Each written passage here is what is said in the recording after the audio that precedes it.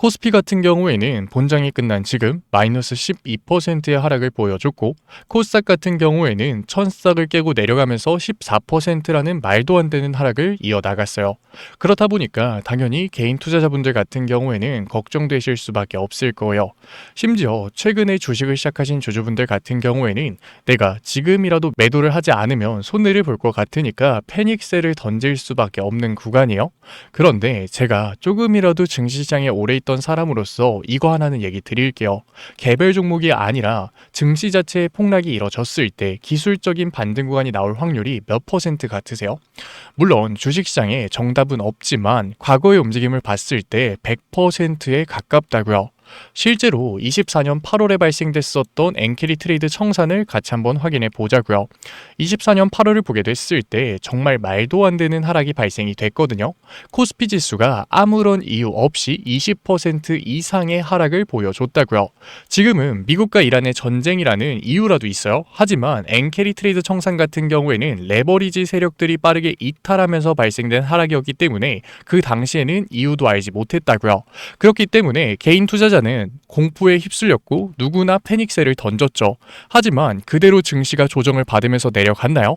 결국 레버리지가 끝나자마자 다시 한 번 더 반등 구간이 만들어졌고 충분한 상승 구간이 만들어졌다고요. 엔캐리 트레이드 청산뿐만 아니라 작년 4월 같은 경우에는 트럼프가 시장에 관세 리스크를 던지면서 증시 자체에 말도 안 되는 변동성이 만들어졌어요. 이때 당시만 하더라도 트럼프 관세가 실제로 시장에 던져진다면 앞으로 증시는 상승하기 어렵다. 관세 때문에 기업의 매출뿐만 아니라 영업이익률이 압도적으로 줄어들 거다 생각을 했다고요. 이러한 발언들이 나오니까 당연히 개인 투자자들은 매도를 던졌고, 이때 신규 진입을 했었던 개인 같은 경우에는 패닉셀을 던질 수밖에 없었다고요. 하지만 증시 자체의 과대 낙폭이 끝나고 나서 그대로 주가가 조정을 받았나요? 실제로 트럼프 관세가 증시 자체의 하락을 만들어냈나요? 아니죠. 오히려 관세가 일반화되면서 시장의 불확실성이라는 리스크가 사라지자마자 증시의 반등이 시작이 됐고, 이 반등은 하락분을 넘어서 수익권으로의 움직임까지 만들어졌다고요.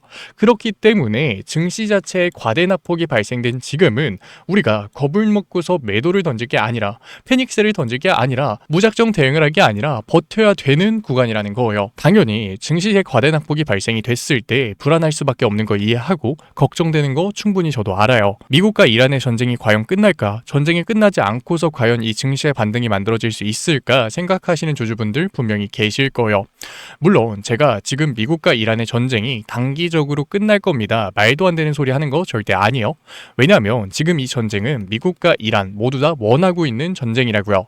미국 같은 경우에는 호르무즈 해협이 막히게 됐을 때 오히려 자신들의 알래스카 셰일가스를 팔 수 있어요. 뿐만 아니라 트럼프는 지금 앱스타인 파일 때문에 지지율이 굉장히 낮아지고 있는 상태예요. 시선을 외부로 돌릴 필요가 있다는 거죠. 그리고 알래스카 셰일가스를 팔게 됐을 때 지지율의 상승 또한 기대해 볼 수 있겠죠.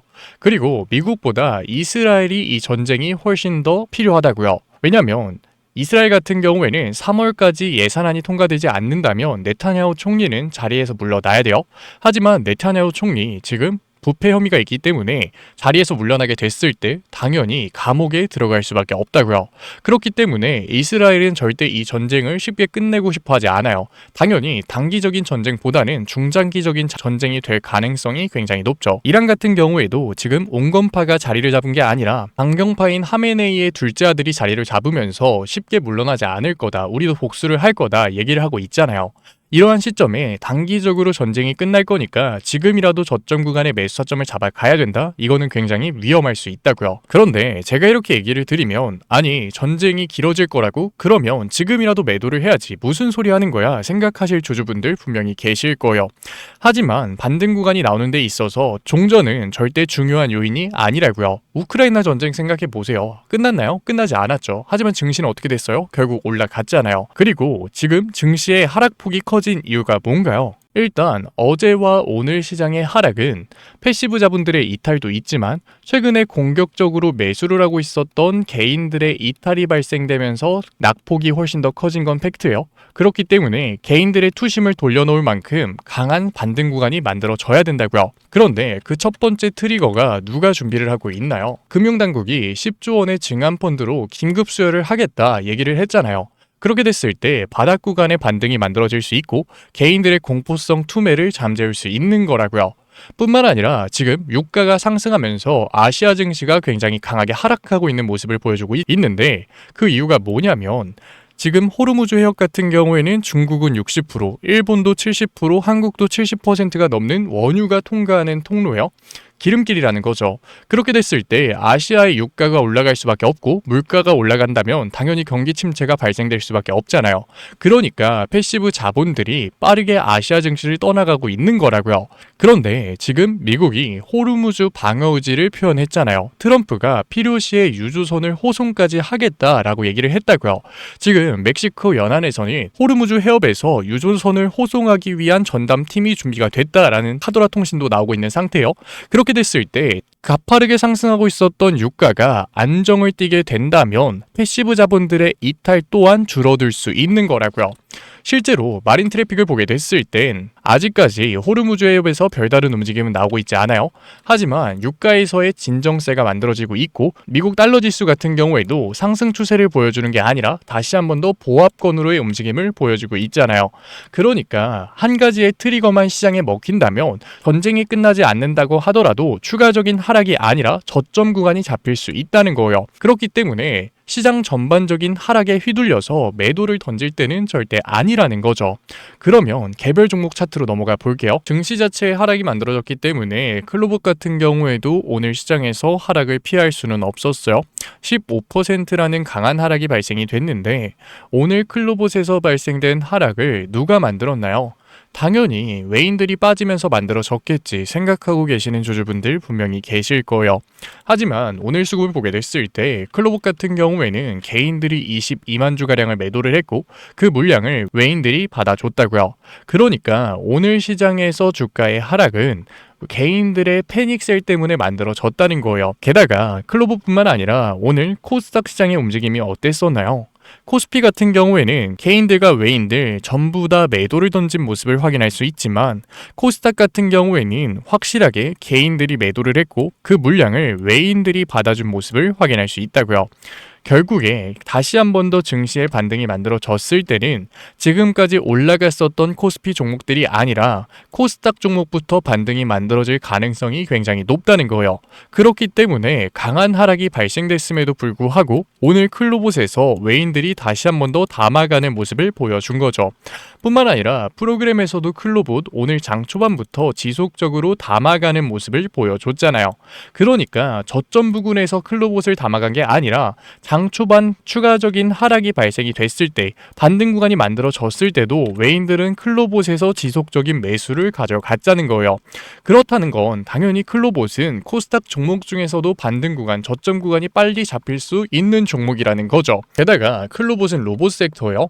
로봇 섹터 같은 경우에는 순환매의 수혜를 받을 가능성이 굉장히 높다고요.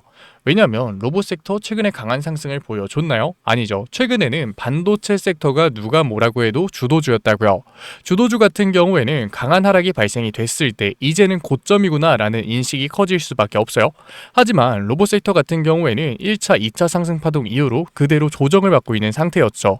여기서 반등 구간이 만들어진다면 이제는 로봇 섹터가 주도주가 되겠구나 생각을 한다고요.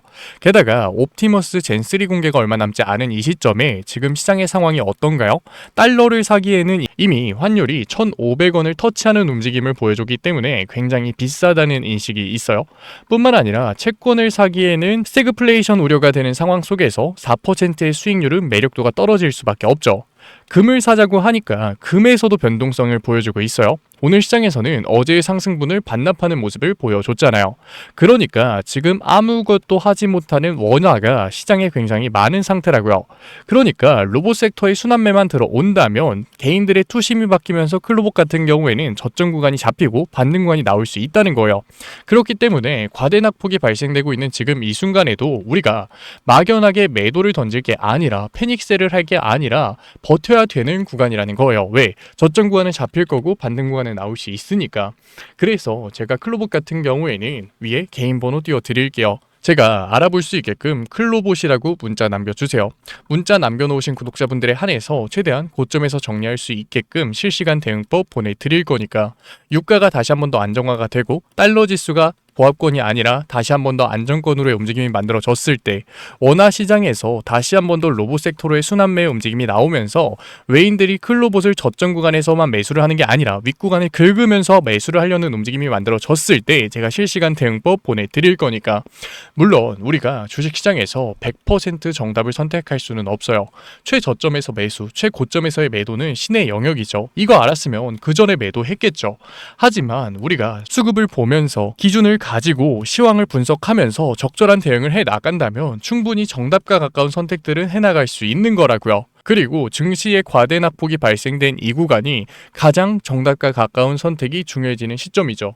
그래서 제가 클로봇 같은 경우에는 지금까지 종목 분석 영상 시청하신 구독자분들과 같이 대응해 나가고 있는 거니까 마지막으로 얘기 드릴게요. 아직까지 문자 안 남기신 클로봇 구독자분들 같은 경우에는 제 위에 제 개인 번호 010-8037-9663 제가 알아볼 수 있게끔 클로봇이라고 문자 남겨주세요. 문자 남겨놓으신 구독자분들에 한해서 실시간 대응법 보내드릴 거니까. 클로봇 얘기는 여기서 마무리하도록 하고, 증시에 강한 하락이 발생됐음에도 불구하고 객관적인 대응을 하기 위해서 종목 분석 영상 찾아보시는 클로봇 주주분들 정말로 멋지시다고 생각을 해요. 그러니까 우리 이 구간 같이 잘 대응해 나가 보자고요. 지금까지 종목 분석 영상으로 찾아뵌 증권맨 강프로였습니다. 감사합니다.